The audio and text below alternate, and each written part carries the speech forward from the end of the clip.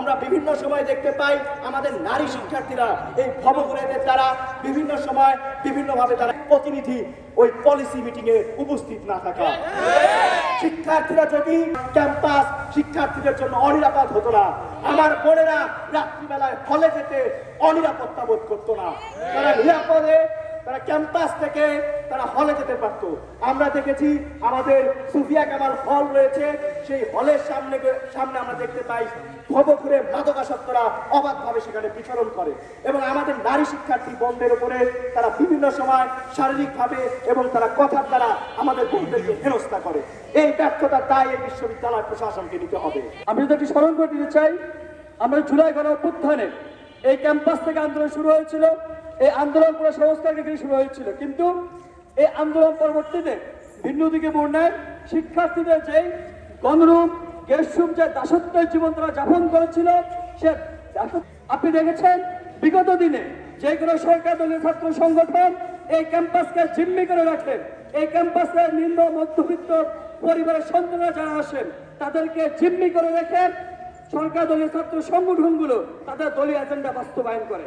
আমরা দেখেছি বিগত দিনে এই বিশ্ববিদ্যালয়ের যে প্রশাসন আমাদেরকে ওইভাবে দায়িত্ব পালন করার কথা, সে প্রশাসন ছাত্রলীগের কিংবা বিগত দিনের ছাত্র দলের সরকারি কর্মকাণ্ড কিংবা সন্ত্রাসী কর্মকাণ্ড তাদেরকে পাহারা দেওয়ার জন্য সেই প্রশাসন কাজ করেছিল।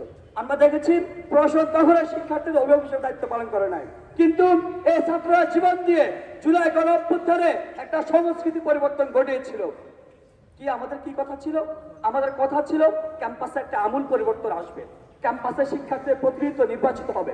ক্যাম্পাসে শিক্ষার্থীদের প্রতিনিধিত্ব নির্বাচিত হলে শিক্ষার্থীরা অবহেলিত, নিগৃহীত, নিষ্পেষিত থাকবে না। আমরা অনেক আশা দেখেছিলাম, আমরা অনেক বড় দেখেছিলাম একটা রেজিমের, একটা ফ্যাসিবাদী রেজিমে আমরা পতন ঘটিয়েছিলাম শিক্ষার্থীরা জীবন দিয়ে। কিন্তু অগাস্ট পরবর্তী যে প্রশাসন বসেছিল তারা সম্পূর্ণ ব্যর্থতার পরিচয় দিয়েছে।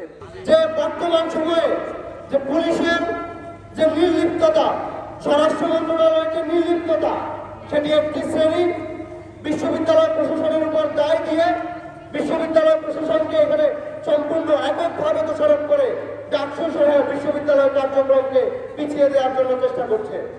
আমরা জানি এই বিশ্ববিদ্যালয় প্রশাসনের অনেক ব্যর্থতা আছে, তাদের অনেক দায় আছে। তারা ক্যাম্পাসের নিরাপত্তা নিশ্চিত করতে পুরোপুরি সম্মত হয়নি, সক্ষম হয়নি। আমরা দেখতে পাচ্ছি এখানে বিশ্ববিদ্যালয় প্রশাসনের একটা স্পষ্ট ব্যর্থতা আছে, কিন্তু যেই ব্যর্থতার দায় বিশ্ববিদ্যালয়ের নয়, যে ব্যর্থতার দায় ভিসি প্রক্টরের নয়, সেটি ভিসি প্রক্টরের উপর দিয়ে ইচ্ছাকৃতভাবে বিশ্ববিদ্যালয়ে একটি অনাস্থা এবং এক ধরনের যে বিশৃঙ্খল পরিস্থিতি তৈরি করা হচ্ছে, আমরা তার তীব্র নিন্দা জানাই।